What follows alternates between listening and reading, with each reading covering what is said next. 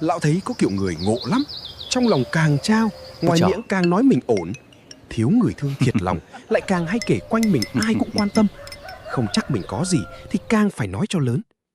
Bữa nọ ngoài chợ, lão gặp một anh ngồi quán nước. Vài câu là anh kể nhà mới sửa, xe mới mua, quen toàn người làm lớn.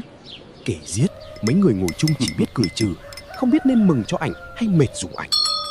Lúc đầu lão cũng tưởng ảnh khoe, nhưng nhìn lâu mới thấy có khi ảnh không khoe để người ta tin, ảnh khoe để tự mình đỡ nghi ngờ mình. Có những thứ đủ rồi thì nó yên. Bữa cơm no đâu cần chạy ra đầu hẻm la lên là mình vừa ăn. Nói vậy chứ lão không trách người hay khoe.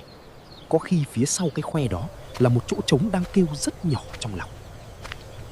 Ngày nào cậu ấy cũng ngồi đúng cái bàn đó, rồi bảo mình ghét công việc. Ly cà phê còn nóng, câu than thở còn nóng hơn. Chán quá, muốn nghỉ quách cho rồi. Hôm tại sếp, hôm tại đồng nghiệp, nhưng mắt cậu cứ nhìn ra đường. Nhìn người ta chở hàng, tất bật mở quán, đưa con đi học. 3 năm rồi, vẫn cái ghế ấy. Cậu quấy cà phê hết vòng này tới vòng khác, tay mân mê điếu thuốc lá. Nghĩ kỹ thì có khi cậu không ghét công việc, cậu chỉ ghét cảm giác đời mình đứng yên, cuộc sống chưa tìm được ý nghĩa. Có khi là cậu không muốn bỏ việc, cậu chỉ muốn đời mình có thêm điều gì. Lão để ý, người lớn hay nói không sao, đúng vào lúc trong lòng có nhiều chuyện nhất. Chiều nọ ở quán cơm đầu đường, có một anh ngồi trước đĩa cơm đã nguội. Điện thoại reo. Người nhà hỏi, dạo này ổn không con? Anh ngồi thẳng lưng, cười một cái. Không sao đâu, con vẫn ổn. Cúp máy rồi, anh không ăn tiếp. Chỉ úp điện thoại xuống bàn, nhìn người ta đi qua đi lại ngoài đường. Lão nghĩ, người lớn nói không sao, không hẳn vì họ không buồn. Nhiều khi chuyện nhiều quá, họ chẳng biết bắt đầu từ đâu. Nói việc làm, sợ người nhà lo. Nói tiền bạc, sợ mình nghe yếu đuối. Nói hết, lại sợ không giữ được giọng bình thường. Thế là họ gom mọi chuyện lại, rồi lấy 2 chữ không sao đậy lên.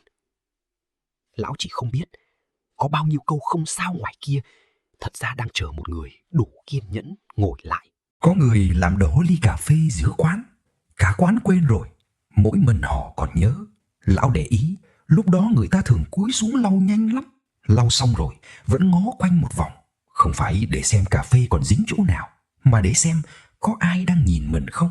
Ở nhà một mình làm đổ, người ta lau xong là thôi. Cũng cái ly đó, cũng với cà phê đó, chỉ khác ngoài quán có thêm ánh mắt của người khác. Người ta hay nói mình sợ thất bại. Lão không tin hẳn. Nhiều khi người ta không sợ làm sai, người ta sợ có người nhìn thấy mình làm sai.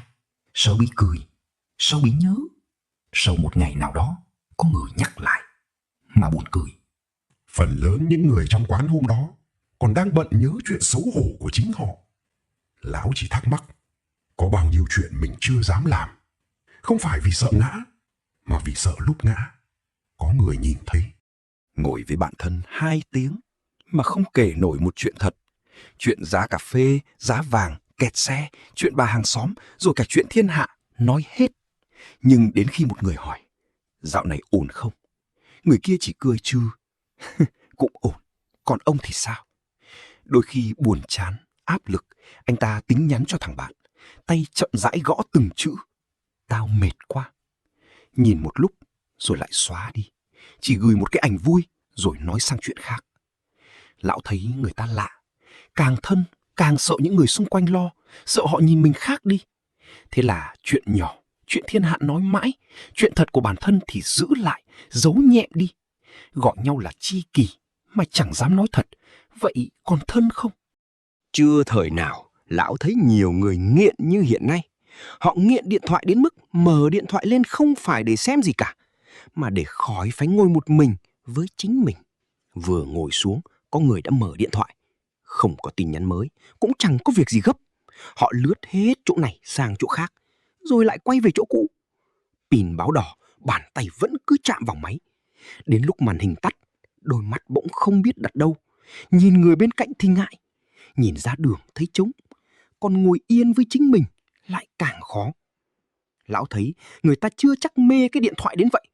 Nhiều khi người ta chỉ sợ khoảng trống thôi. Màn hình sáng lên Mắt có chỗ bám, tay có việc để làm và mình có vẻ như đang bận. Nhưng khoảng trống đâu có mất. Nó chỉ nép lại, đứng chờ phía sau màn hình. Rồi đến lúc màn hình tắt hẳn, mình còn biết đặt mắt vào đâu không? Mọi người nghĩ sao về vấn đề này? Theo dõi lão để nghe thêm những câu chuyện đời thường